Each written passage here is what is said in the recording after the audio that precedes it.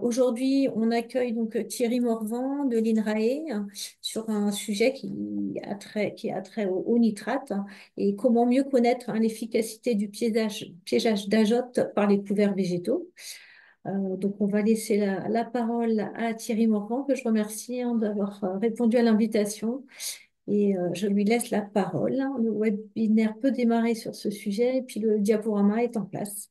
On peut démarrer.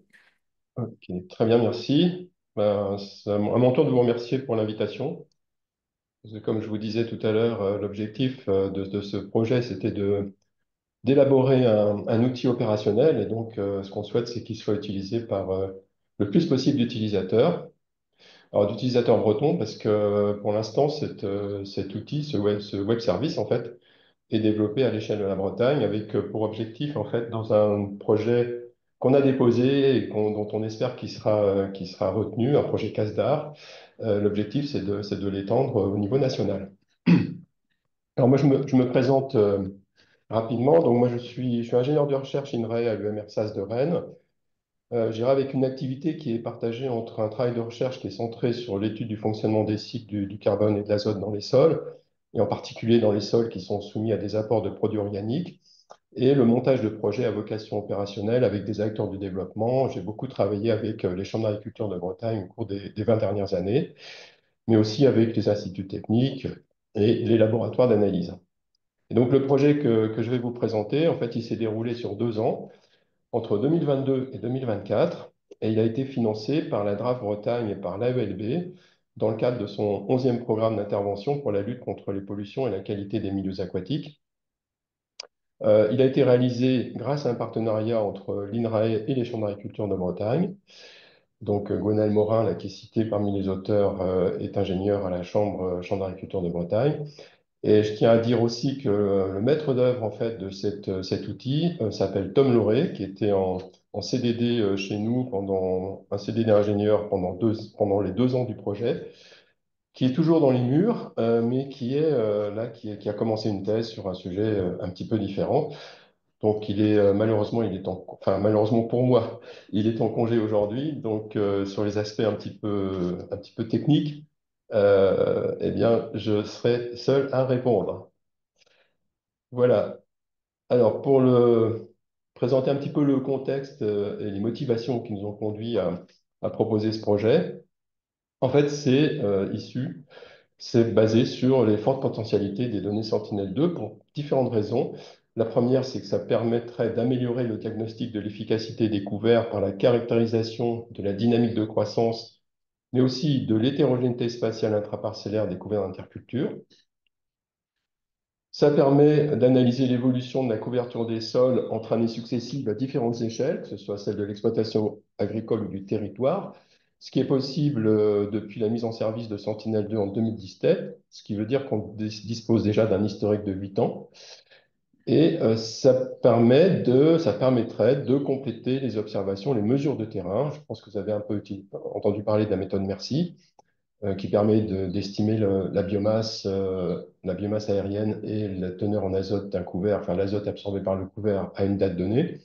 Donc l'idée, c'est d'avoir un outil qui soit complémentaire de la méthode Mercier, qui permette d'améliorer l'estimation de l'azote absorbé par le couvert à son maximum d'absorption, et donc de mieux renseigner la disponibilité en azote résultant de la biodégradation du couvert, qui est intégrée dans le terme MRCI, la méthode du bilan prévisionnel.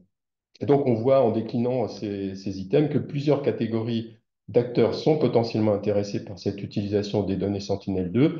On a le décideur, l'animateur de bassin versant, le gestionnaire de zone de captage en eau potable, l'agriculteur et le conseiller agricole.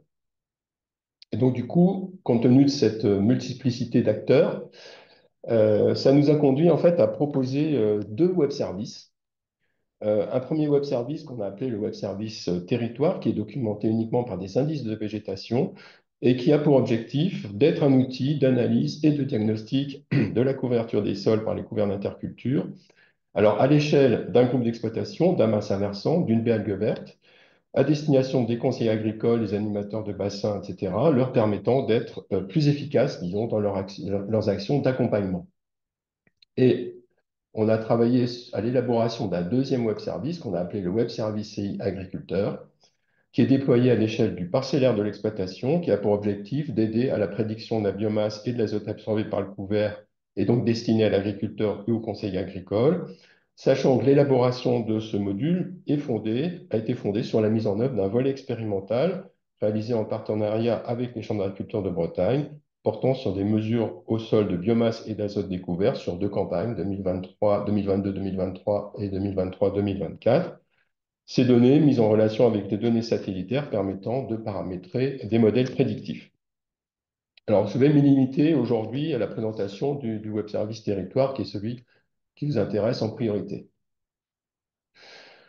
Alors, quelques généralités avant de présenter l'outil. En fait, généralité sur les satellites Sentinel-2 qui sont qui ont été donc lancés en 2017.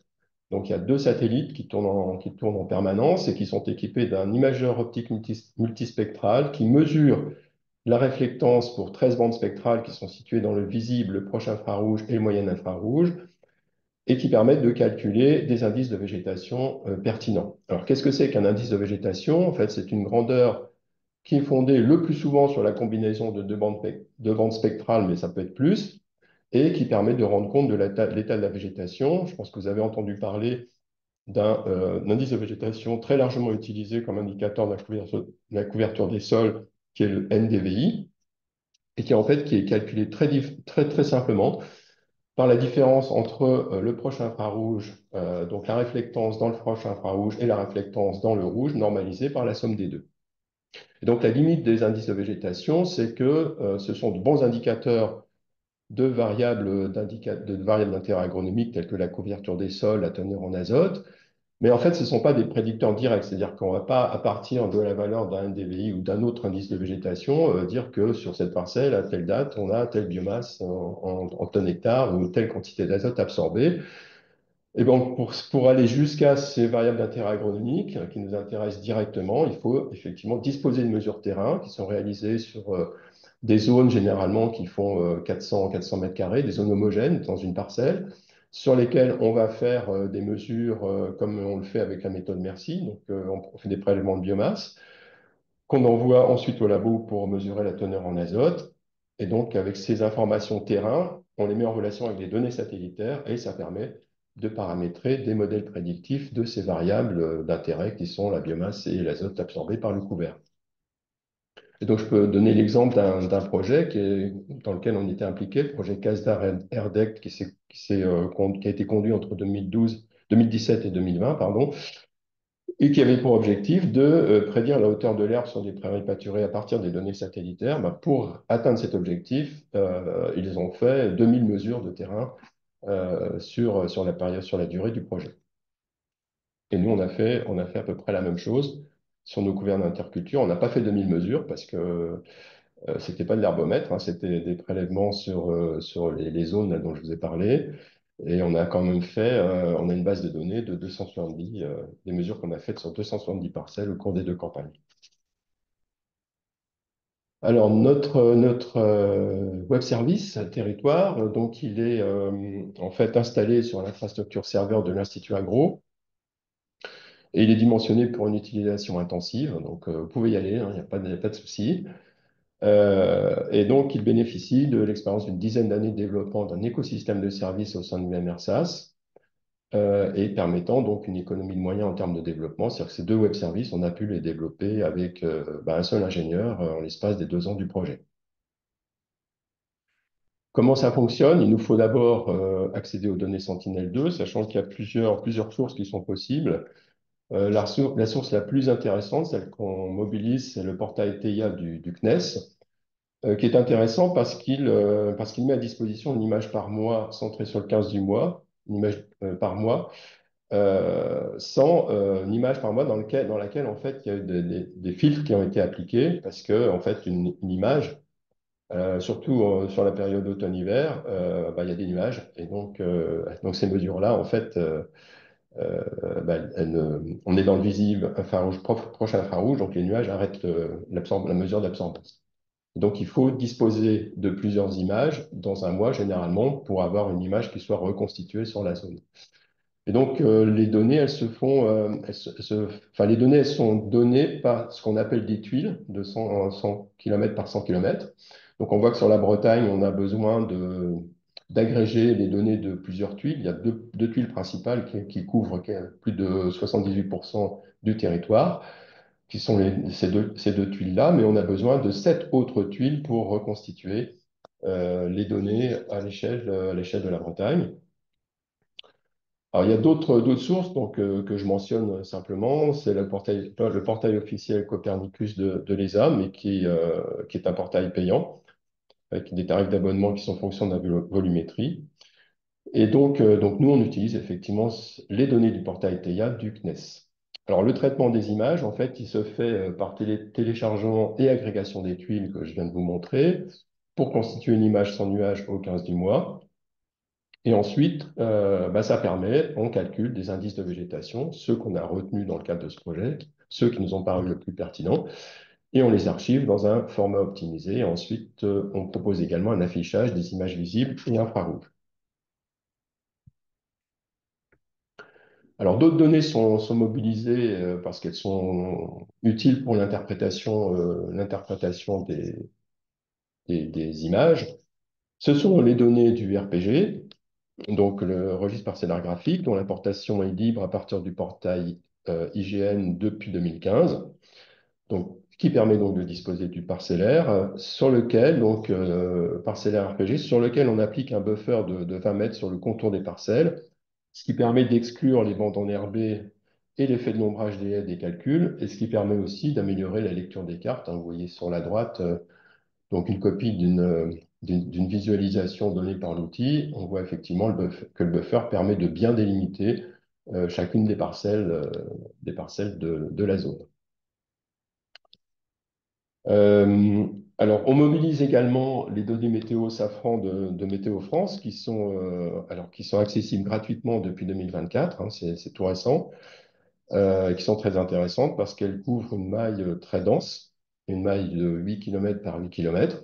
Et donc, l'outil, en fait, quand on se centre sur une zone, l'outil calcule la température, enfin, utilise les données Safran pour donner une visualisation entre juillet alors là, c'est entre juillet et janvier de l'année suivante, mais on va jusqu'à février, en fait. Donc, une visualisation de la température de l'année comparée à la température moyenne sur 23 ans, qui est encadrée par les quartiles 25 et 75. Donc, ce qui permet de détecter en fait, les particularités climatiques de la période, soit en température, donc une période de gel plus importante que la moyenne ici en décembre 2022. Voilà. Et ensuite, on en arrive un petit peu au cœur de l'outil, qui a pour objectif effectivement de visualiser des indices de végétation. Alors, sur des zones dont on délimite le contour par un outil qui est l'API Amentessor qui a été développé en interne et qui permet, par exemple, de délimiter le contour de bassins versants. Et donc, en fait, on travaille sur deux niveaux d'échelle spatiale. Soit on calcule et l'outil visualise l'indice de végétation moyenné sur la parcelle, soit il le calcule à l'échelle du pixel. Alors, c'est quelque chose que j'ai oublié de vous dire, effectivement. Les données Sentinel permettent d'atteindre un niveau de résolution de 10 mètres par 10 mètres, ce qu'on appelle le pixel, 10 mètres par 10 mètres pour certains indices de végétation comme le NDVI, ou de 20 mètres par 20 mètres pour d'autres indices de végétation, ce qui permet quand même, par exemple pour le NDVI, pour un hectare, d'avoir 100 points de mesure, quoi. Donc ça permet de très bien caractériser l'hétérogénéité intraparcellaire. Et donc, voilà, nous, on a fait le choix finalement de donner les deux indications, donc l'indice de végétation moyen et l'indice de végétation par pixel. Donc, on voit ici une belle caractérisation de l'hétérogénéité intraparcellaire d'un couvert d'interculture, hein, sur cette parcelle-là, qui a un indice de végétation moyen, je dirais moyen. Voilà. OK. Alors, les indices qu'on a choisis. Alors, on a pris le NDVI, parce que, comme je le disais tout à l'heure, c'est l'indice de végétation qui est le plus couramment utilisé pour caractériser le taux de couverture d'un sol, sauf qu'il a deux gros inconvénients. Le premier, c'est qu'il sature lorsque le niveau de biomasse atteint un certain niveau. Et pour des couverts d'interculture, il sature aussi, c'est-à-dire qu'à 3 à 4 tonnes de matière sèche par hectare, bah, le NDVI il reste stable. Et le deuxième inconvénient, en fait, c'est qu'il ne détecte pas de manière très précoce la sénescence. C'est-à-dire qu'à partir du moment où il y a un couvert sénescent, pour le NDVI, c'est un couvert. Donc on voit bien ça sur cette illustration. On compare en fait le NDVI avec le deuxième indice de végétation qu'on a choisi, qui est le M-Carios 705, qui lui présente l'intérêt en fait de renseigner sur la végétation photosyntétiquement active et donc va permettre de détecter de manière très précoce la sénescence. Et donc là, c'est ce qu'on voit sur cette illustration, où le NDVI nous indique qu'en janvier, ben, en fait, taux de couverture de sol est à l'optimum, hein, enfin, on a un très bon taux de couverture des sols, et le M-Carios 705 nous dit que non, en fait, on est en sénescence sur la majorité de la surface de la parcelle, avec quelques zones de la parcelle où il y a du couvert encore un petit peu actif. Et c'est à partir de février, en fait, que le NDVI nous indique qu'effectivement le couvert est en sénescence, alors que pour le M-Carios à 705, il est totalement sénescent. Donc voilà, c'est pour expliquer en fait le choix des deux indices qu'on a réalisés.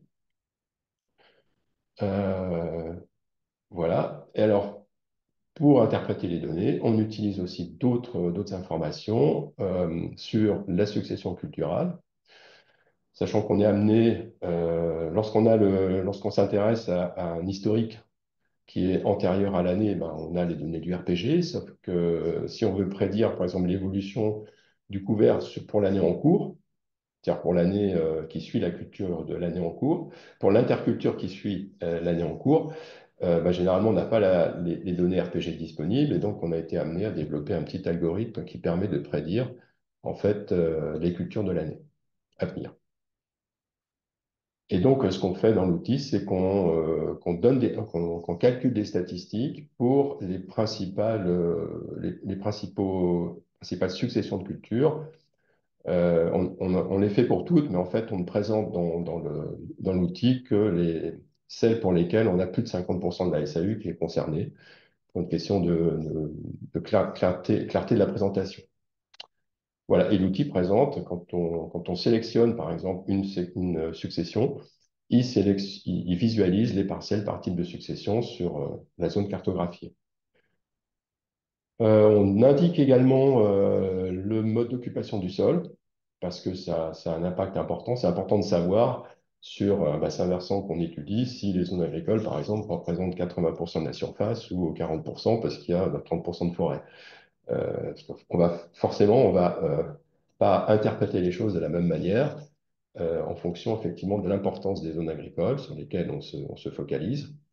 Et donc, l'outil propose également une statistique, fait un calcul de statistiques temporelles, c'est-à-dire par succession type. Ici, on est sur une succession céréales-maïs.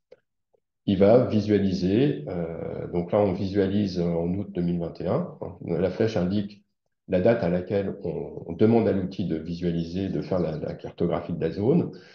Mais ensuite, il va faire le calcul sur l'ensemble de la totalité de la période et visualiser l'évolution temporelle moyenne de l'indice de végétation qu'on a sélectionné pour toutes les parcelles qui sont dans cette succession-là sur la zone.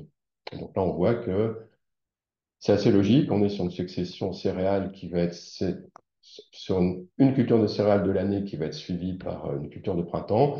Donc c'est assez logique que enfin, c'est attendu, disons, c'est pas logique, c'est attendu que les agriculteurs sèment des couverts d'interculture et que donc l'indice de végétation à partir du mois de septembre augmente jusqu'à, là on est sur un DVI, donc jusqu'à avoir une couverture des sols qui soit correcte sur la majorité des parcelles de la zone, hein. Parce que là on a le tunnel Q25, quartile 25, quartile 75, donc la moitié des parcelles ici qui sont, voilà, qui ont une couverture correcte.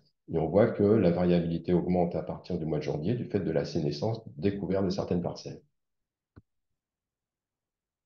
Euh, voilà. Alors, une fois on s'est intéressé à une saison, on appelle ça des saisons, saison 2022-2023 par exemple, dans cet exemple-là. comment dire, l'outil n'archive pas en fait ce qu'on peut appeler une simulation. Et donc, pour qu'il y ait une trace du travail que vous avez fait, on propose d'éditer un rapport de synthèse dans lequel en fait, on donne l'ensemble des informations importantes de la simulation, c'est-à-dire que la culture majoritaire, l'occupation du sol, les séries temporelles, donc les données sur le climat et la cartographie des indices de végétation sur la période automne-hiver.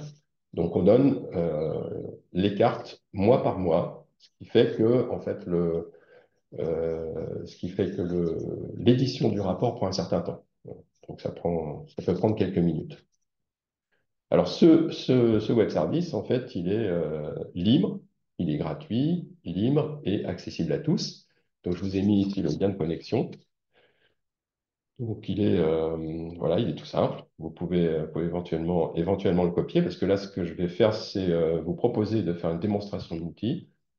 Et ceux qui ont deux écrans, par exemple, peuvent très bien, en parallèle, s'en servir et voilà, faire remonter des questions s'ils bloquent sur certains points. L'objectif, ça a été quand même de faire un outil le plus ergonomique, le plus simple possible. Et voilà, c'est ce que nous ont dit les utilisateurs, les personnes qui l'ont utilisé jusqu'à présent, mais on est ouvert évidemment, à toute proposition.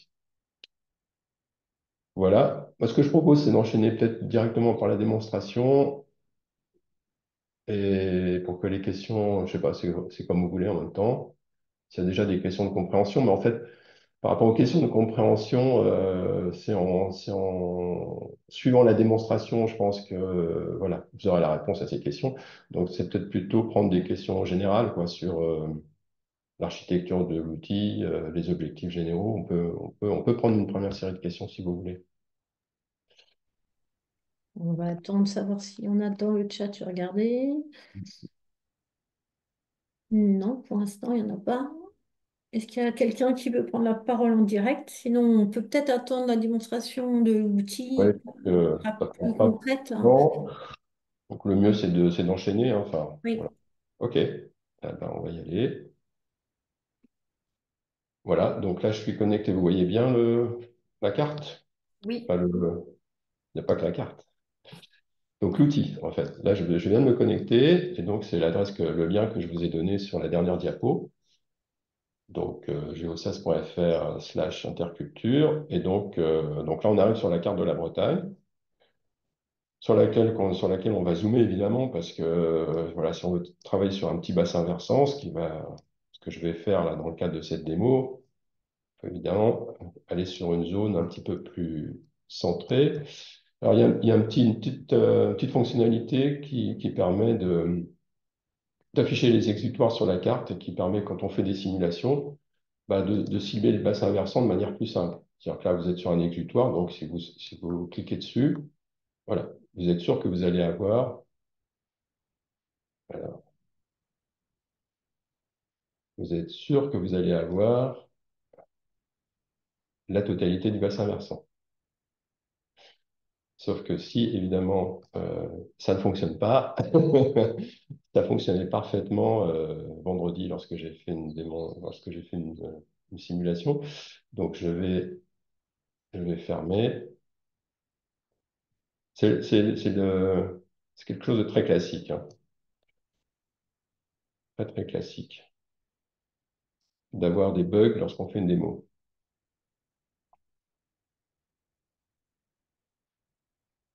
Hop,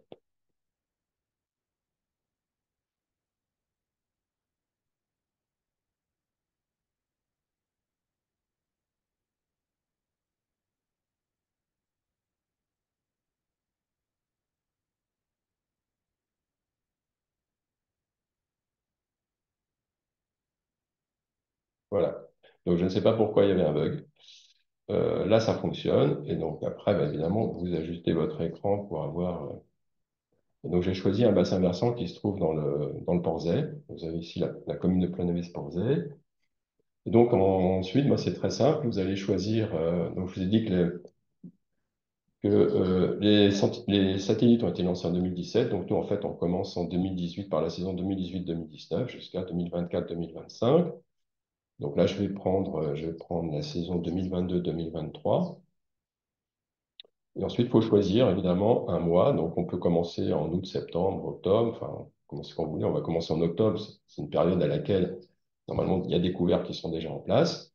Et ensuite, au niveau de la visualisation, vous avez effectivement la possibilité de choisir l'un des deux indices qu'on a sélectionnés, donc le NDVI et le M-Cariosavi, mais vous pouvez aussi avoir l'image satellite couleur, l'image satellite infrarouge et l'occupation du sol.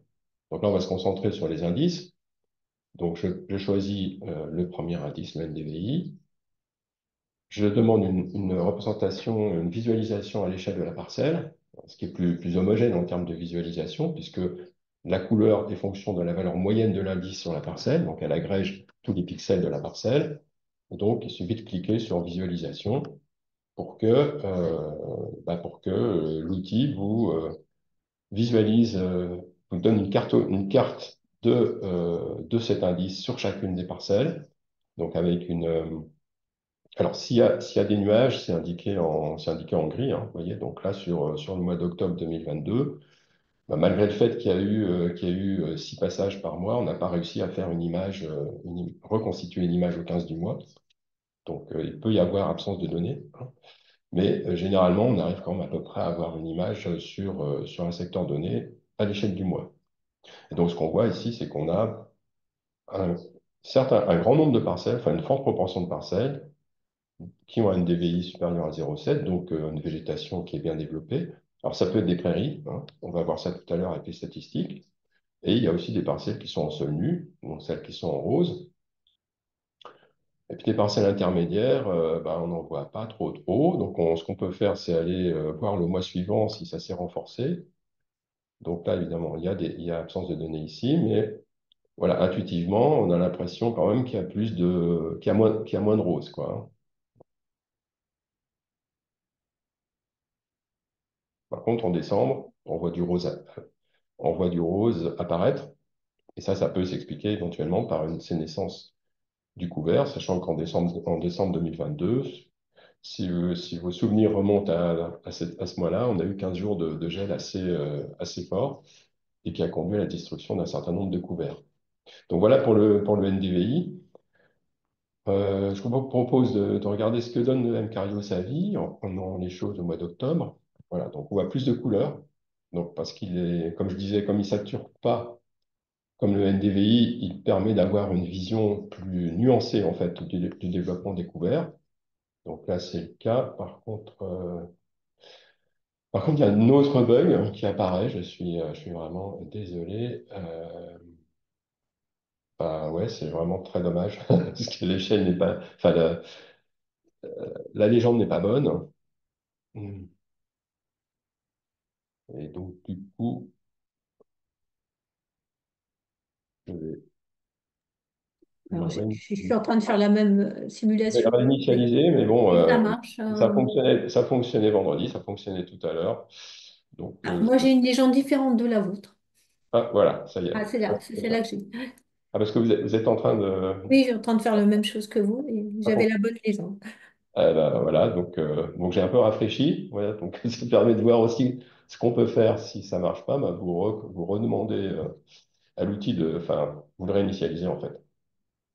Et donc là, on voit effectivement qu'il y a une échelle qui est plus nuancée pour le même mois sur les mêmes parcelles, avec une gradation en fait entre des valeurs de couverts qui manifestement sont très bien développé et bien développé et jusqu'à quelques parcelles en jaune sur lesquelles il n'y a pas de voilà, puis il y a du sol nu aussi, hein. Donc ça on l'avait vu avec le NDVI. Et donc on va voir si en novembre, ce qu'on peut voir si en novembre effectivement, ben, le problème c'est qu'on a l'absence de données ici, mais on voit que intuitivement en tout cas on voit que on a plus de vert, quoi. Voilà. Alors si on veut avoir des choses un peu plus précises, on va regarder du côté des statistiques. Donc, Donc, en cliquant sur le bouton statistique, on va avoir accès aux données sur les cultures majoritaires pour l'année donc 2022. Donc vous avez un tableau ici qui vous donne les cinq cultures majoritaires. Donc céréales pour 35%, 184 parcelles. Ouais, ça me paraît beaucoup ça. Non, là, je m'engage pas. Mais si, c'est ça. Nombre de parcelles 688. Alors, ce que j'ai pas dit, c'est qu'en fait, les statistiques, elles s'appliquent bien sur les contours du bassin, hein. La visualisation, elle se fait à l'échelle du carré, là. Mais la visualisation, elle se fait évidemment à l'échelle du bassin. Donc on a 34% de céréales, 25 de prairies, ce qui explique effectivement la forte proportion de verre au mois d'octobre. On a du maïs en silage, et le reste, on l'a poulé. On a, on a quasiment pas enfin, on a quasiment que ces cinq cultures-là, ces quatre cultures-là, pardon. L'occupation du sol, voilà. Donc on est en zone agricole à 79%, un petit peu de forêt et de l'urbain. Alors, ce que j'aurais pu visualiser aussi tout à l'heure, c'est l'occupation du sol. Effectivement, ça, c'est assez intéressant. Voilà. Et ici, donc, zone agricole, forêt, zone urbaine, eau. Parce qu'il peut y avoir des lacs, des étangs, etc. Donc là, effectivement, sur la zone du Porzay, c'est quand même... Il y a très, très peu... Il y a un petit bout de forêt ici, mais pour le reste, c'est plutôt du linéaire, de haies, et encore, il n'y en a pas énormément. Voilà. Donc, je reviens sur mon indice,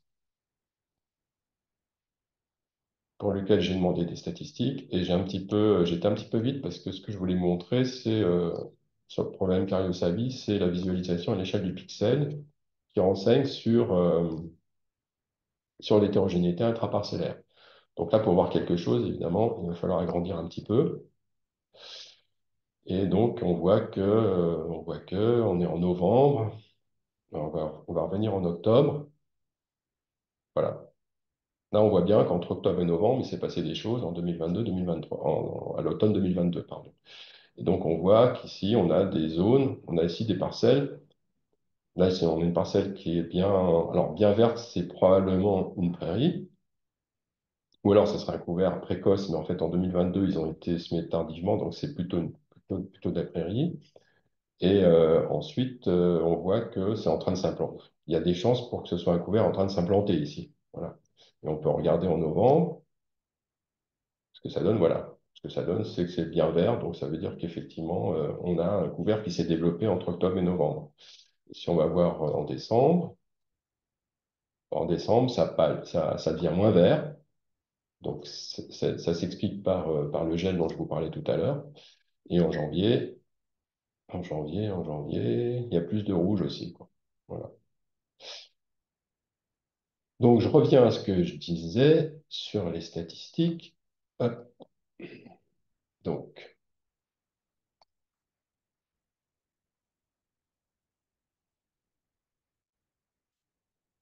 donc voilà, donc on a effectivement une visualisation, enfin des statistiques qui portent sur les cultures de la zone, sur la surface, les surfaces également respectives. Alors, ça, alors, soit c'est du calcul si c'est sur l'année en cours, soit si on a utilisé les données du RPG.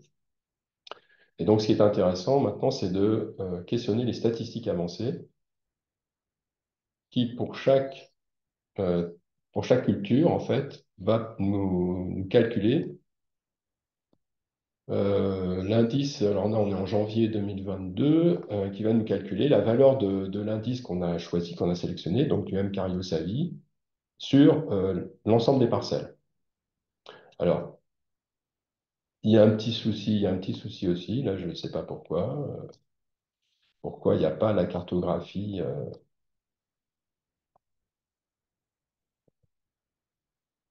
Moi, je suis obligé de recommencer parce qu'il y a un petit bug. Ah, et donc, si je demande céréales maïs, normalement, voilà, ça y est, ça finit par se produire, sauf qu'ici, il y a un bug sur l'échelle toujours, sur la légende, pardon. Donc, euh, l'outil visualise effectivement les parcelles qui étaient en céréales en 2022, euh, et il donne la valeur de l'indice sur l'ensemble des parcelles.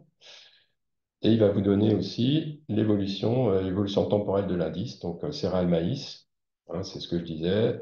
les agriculteurs ont implanté des couverts d'interculture, les sols, donc la couverture s'est développée et ensuite elle est rentrée en sénescence. Donc voilà ce qu'on peut obtenir de l'outil. Si je ferme ça,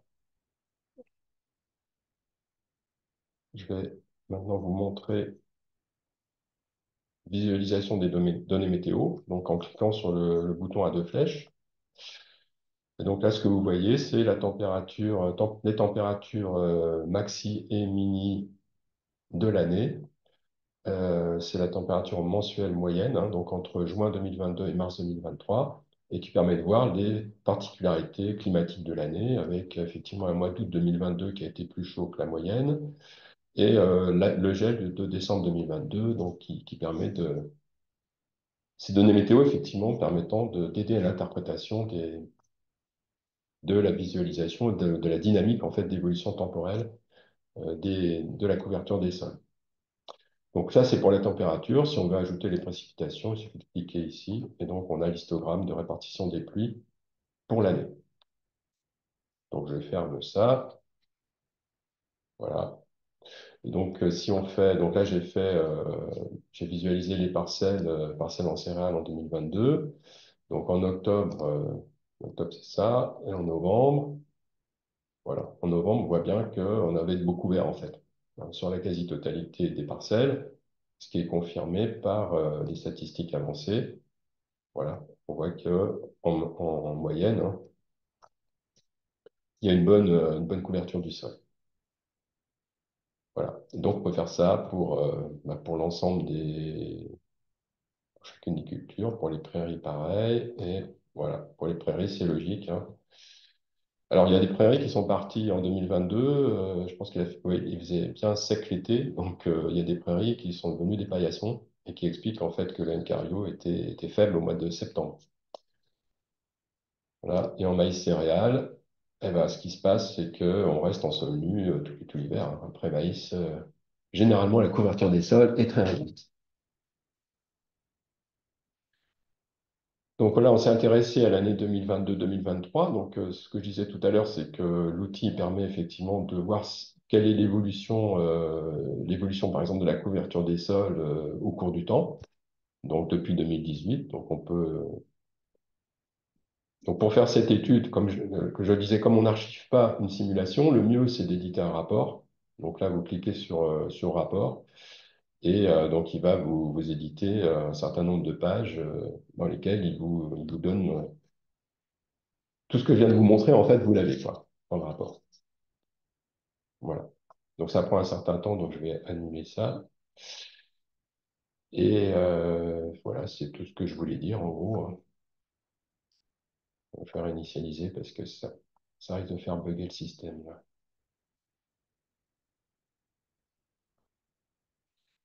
Voilà.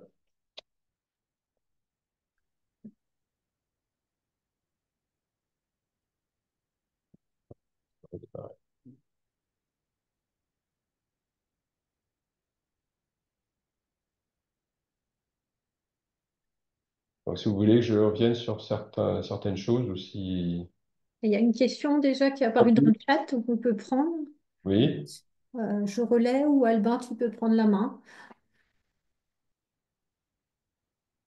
Non, je sais pas, il n'a peut-être pas de micro.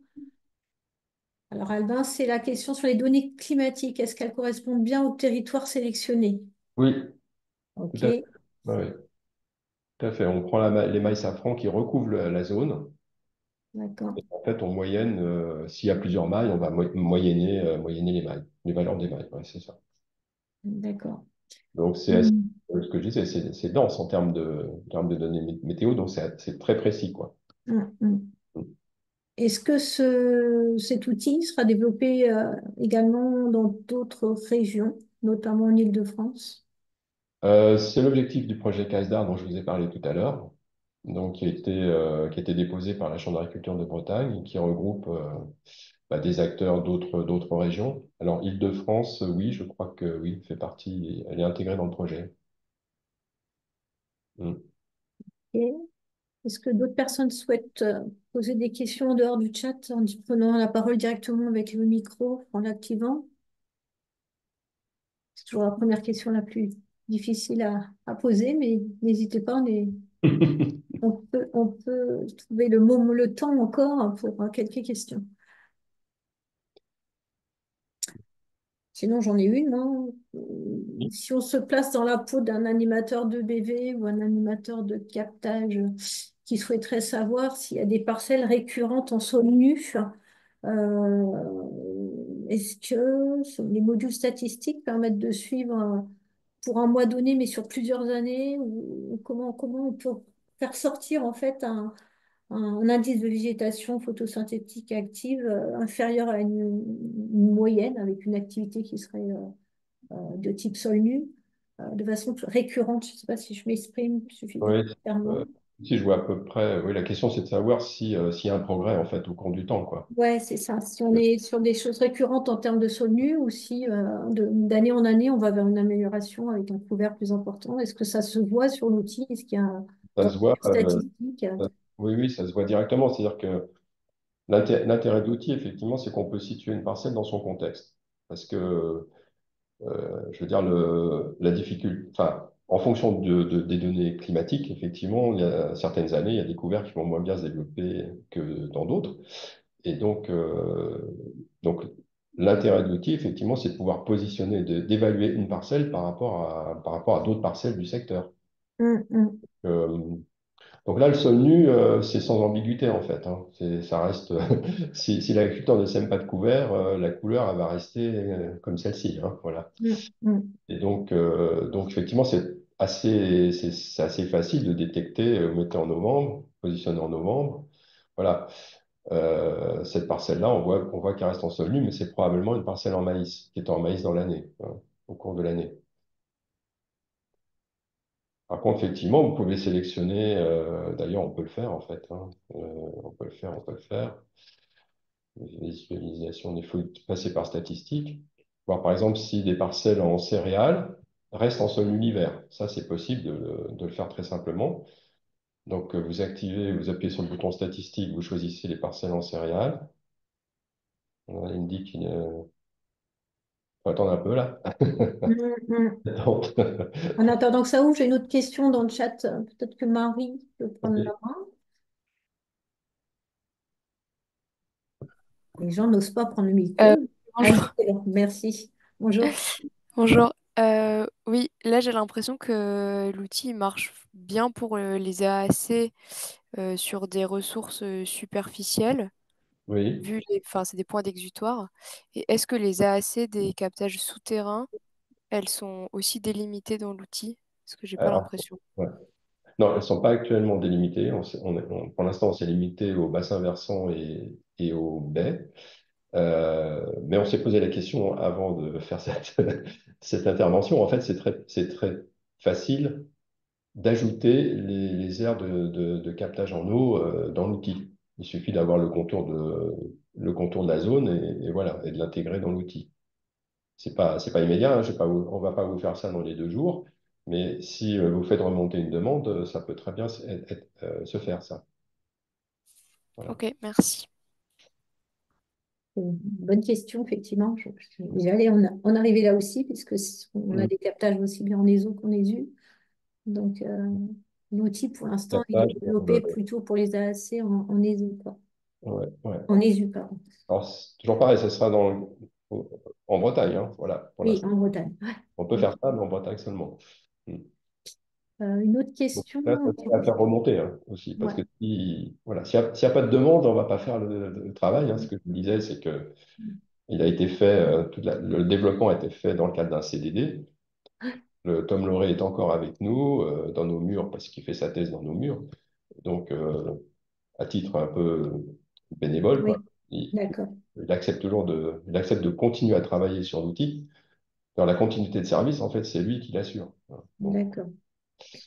Est-ce qu'on a une majorité de captage en ESO Donc, prioritaire, il hein? y avait une demande, je sais pas, émanant de au moins deux, trois personnes, ça nous D'accord, motiverait pour le faire, quoi. ok. Une autre question dans le chat, en attendant, ah bah c'est ouvert, je crois, hein, le rapport. Mais en tout cas, il y a une autre question. Est-ce que les BV sont les mêmes que ceux modélisés pour la prévision des crues? Euh, Là, c'est le contour du bassin. Donc, je ne sais pas. Je ne sais pas quel est le contour des bassins retenu pour le calcul des crues. J'avoue que là, je ne suis pas hydrologue. Je prends la question et je vous répondrai.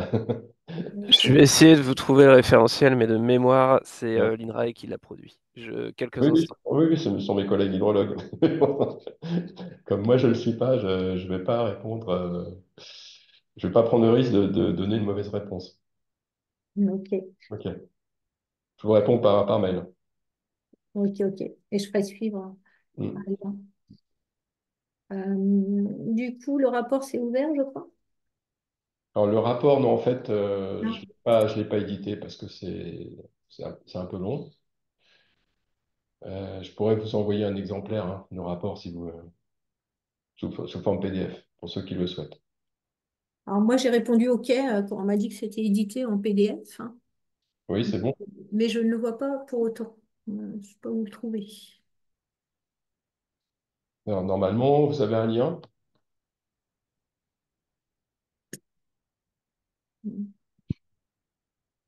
ne le vois pas. Dans le téléchargement, vous ne le voyez pas? Non. Bon, il faudrait que je pose la question à Tom. OK. Y Mhm. a-t-il d'autres questions, d'autres fonctionnalités de l'outil à présenter?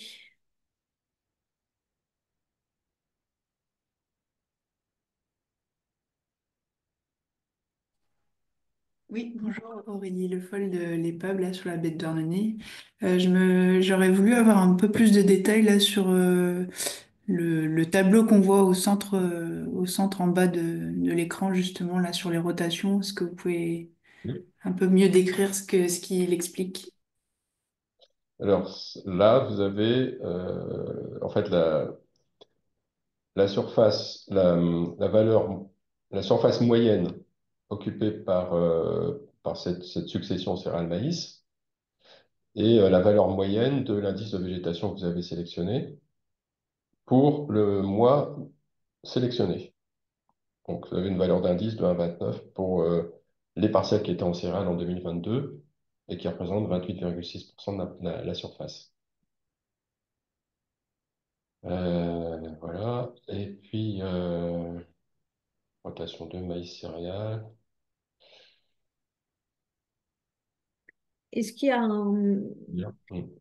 un moment, un endroit où les valeurs des indices sont explicitées pour savoir si c'est fort, moyen, faible? Alors, c'est donné par la légende. Ouais, en dehors de la légende qu'on a vue tout à En l'heure, dehors est-ce de la que lorsqu'on a légende, le tableau là, est-ce qu'on a le moyen de soi-même faire une en dehors analyse? de la légende, il nous reste une page d'accueil à faire, dans laquelle on détaillerait en fait, ouais, parce que la page d'accueil n'est pas très explicite en fait, de ce côté-là. Donc, oui. Donc, il y a encore des points Oui, d'amélioration. et en fait, c'est un peu en fonction des remontées des utilisateurs, hein. Euh, Mm. voilà. Donc, Oui, bien voilà, sûr. c'est un outil encore en évolution. Euh, Là, par exemple, la proportion de l'occupation du sol, c'est une suggestion qui nous a été faite par Martin Sterckers de l'EPAM. Donc, Mhm. donc là, nous, voilà, on est tout à fait ouvert à toute amélioration, s'il y a des choses qui vous paraissent pas suffisamment précises, on peut les préciser. Et voilà.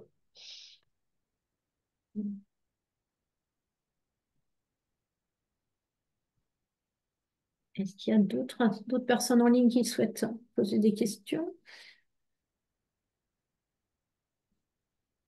Je pense qu'en termes d'utilisation pratique de l'outil, en particulier pour les animateurs de captage qui veulent suivre sur leur aire l'utilisation de la SAU et l'importance des couverts végétaux pour le piégeage d'azote, ça peut être un outil intéressant, condition de bien comprendre ce qui s'y trouve.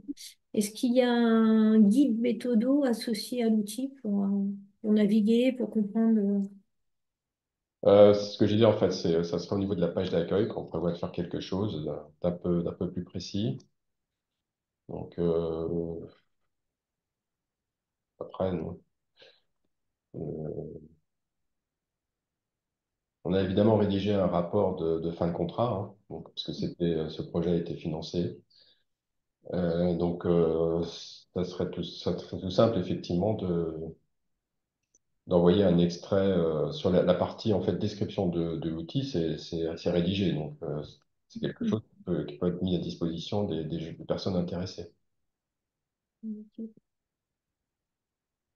Je reviens peut-être pour terminer sur la question qui a été posée tout à l'heure, là, comment est-ce qu'on peut évaluer si d'une année sur l'autre, il y a des parcelles qui ne devraient pas être en sol nu et qui sont en sol nu, quoi. Donc là, j'ai sélectionné les parcelles en céréales en 2022. Et donc, dont on voit alors, on va revenir en octobre, en espérant que ça fonctionne, parce que des fois, ça bug un peu. Donc, en octobre, on voit que c'est en train de se couvrir, hein. On va prendre septembre, on va démarrer de septembre. Voilà, en septembre, il n'y a pas de couvert, hein. Les sols sont nus. En octobre, bah, on voit qu'il y a des parcelles qui restent en sol nu. Mais peut-être que c'est parce que, alors là, il n'y a pas de données, c'est pas de chance sur cette parcelle-là. Euh, et une parcelle ici qui était en sol nu en octobre, on voit qu'en novembre, elle est couverte, hein. Donc l'agriculteur, il a bien semé un couvert. Il reste alors cette parcelle-là, par exemple, qui était en céréales, manifestement, elle n'a pas été. Voilà, voilà. Celle-là, elle est restée nue. Alors après, on peut faire effectivement l'analyse de l'évolution dans l'historique. Mais voilà, généralement, l'agriculteur ne va pas faire des céréales, enfin, s'il peut faire des céréales 2 années de suite, généralement pas plus. Donc, faut faire une analyse dans la durée, quoi. Ouais, ça, c'est en ouvrant à chaque fois l'outil année par année, quoi. C'est Voilà, ça, année par année. Ouais, d'accord. Il ouais. n'y a pas de suivi dans un rapport d'une parcelle année après année pour un mois donné. Non. Non. OK.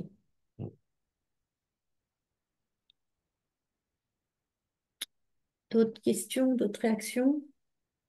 Moi, j'aimerais savoir à chaud si certains animateurs de captage qui sont connectés aujourd'hui, y voient un intérêt pratique pour le suivi des couverts végétaux sur leurs AAC ou si ça paraît trop déconnecté de leur travail de terrain, du quotidien. Savoir s'ils y voient une application pratique.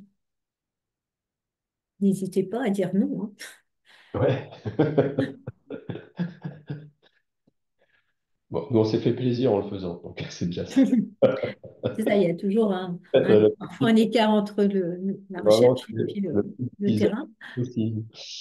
Donc, Et puis, le terrain, comme comment l'outil est quand même un outil à vocation d'être utilisé par des gens de terrain. Donc, ouais, tout à voir fait. Oui, si bah, les gens. Oui, pardon. Aurélie Le Foll de l'épave, oui, on a un captage d'eau souterraine prioritaire aussi sur le territoire. Je pensais le tester sur ce territoire particulier. Moi, je pense que ça peut être un bon outil à aborder sous l'angle enfin, et pédagogique avec les agriculteurs.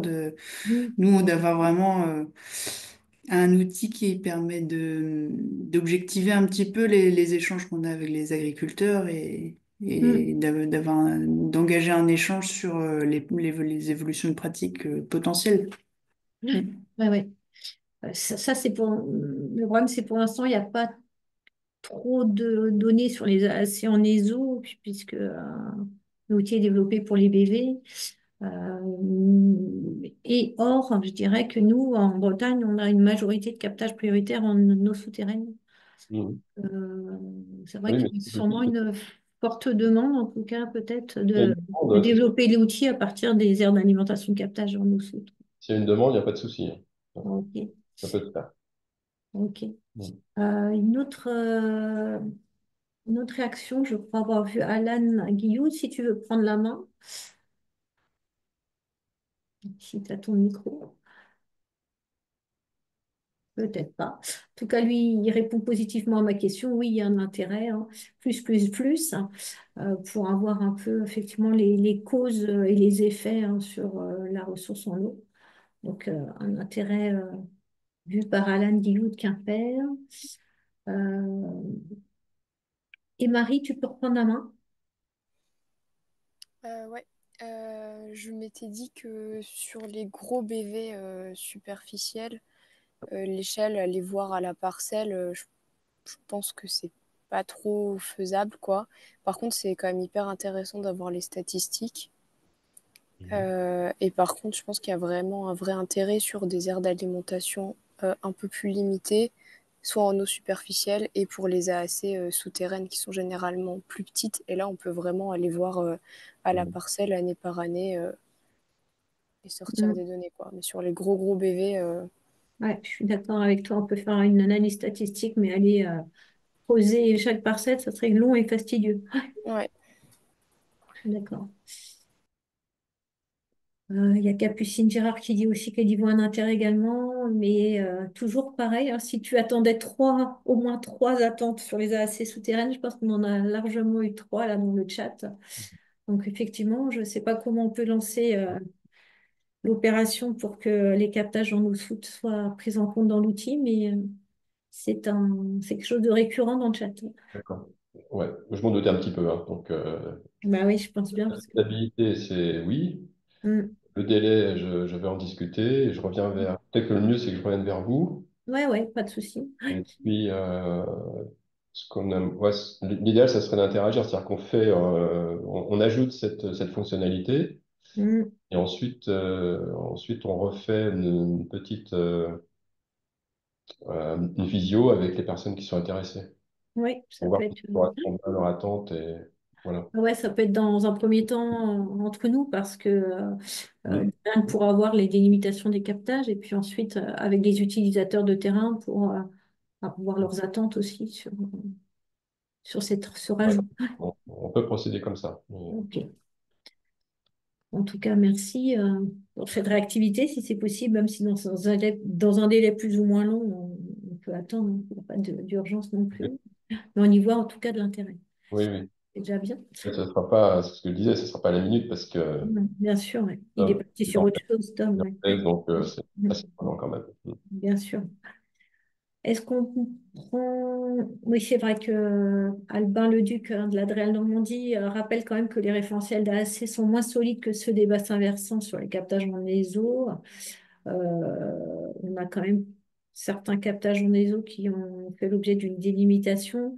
On est en train de faire un travail avec la Haute École de Santé publique à Rennes, avec un stagiaire que l'on a pris de Réal ARS hein, sur ce sujet de la délimitation des captages en ESO. Donc, il y aura peut-être voilà, une évolution de la manière d'aborder les délimitations de captage en ESO, mais en tout cas, on en a certains déjà de Mhm. délimités, donc il faudra prendre les couches. Voilà.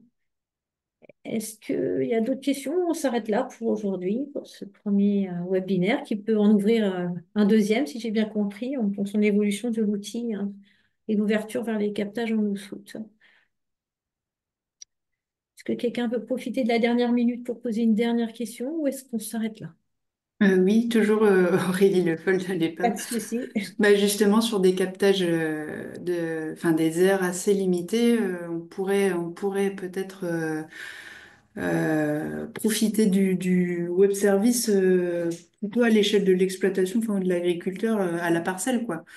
Où on pourrait, enfin, si on voit qu'il y a des agris qui sont notoirement, enfin, posent problème dans leur pratique sur Mhm. la qualité des couverts, sollicite un accompagnement d'un organisme. Ce service-là aussi est ouvert et fonctionnel à l'heure actuelle Oui, ou- parce qu'on est rentré sur territoire tout à l'heure, mais est-ce que l'outil est fonctionnel par rapport à une entrée agriculteur? Alors, le service agriculteur, il est effectivement aussi opérationnel. Donc, pour l'instant, pas vraiment utilisé. Donc, on a besoin en fait d'avoir le retour d'utilisateurs. Mhm. Comme je disais tout à l'heure, effectivement, c'est le deuxième. Ça a été en fait le gros volet du projet, hein, puisqu'il y a eu deux campagnes terrain qui ont permis d'acquérir de la donnée au sol. Et ensuite, il y a un travail de modélisation qui a permis de prédire en fait la biomasse et l'azote absorbé par le couvert à partir de modèles. Et en fait, le web service, il est configuré autrement, c'est-à-dire qu'en fait, l'agriculteur, il clique sur la parcelle qui l'intéresse et ça va lui donner en fait les informations précisément sur cette parcelle pour l'année qui l'intéresse. Voilà. Donc ça pourrait faire l'objet d'une autre présentation d'ailleurs. Oui. En tout cas, ceux qui sont intéressés pour le développement de l'outil autour des AAC en ESO et puis d'avoir un retour aussi de leur utilisation de l'outil sur les parcelles par agriculteur, peut être intéressant que moi, je peux faire enfin, recenser toutes les remarques et puis les transmettre à Thierry Morvan, qui a accepté aujourd'hui de faire cette première présentation. Je vous propose de centraliser vos remarques ou vos besoins. En tout cas, merci de l'intérêt que vous avez porté au sujet.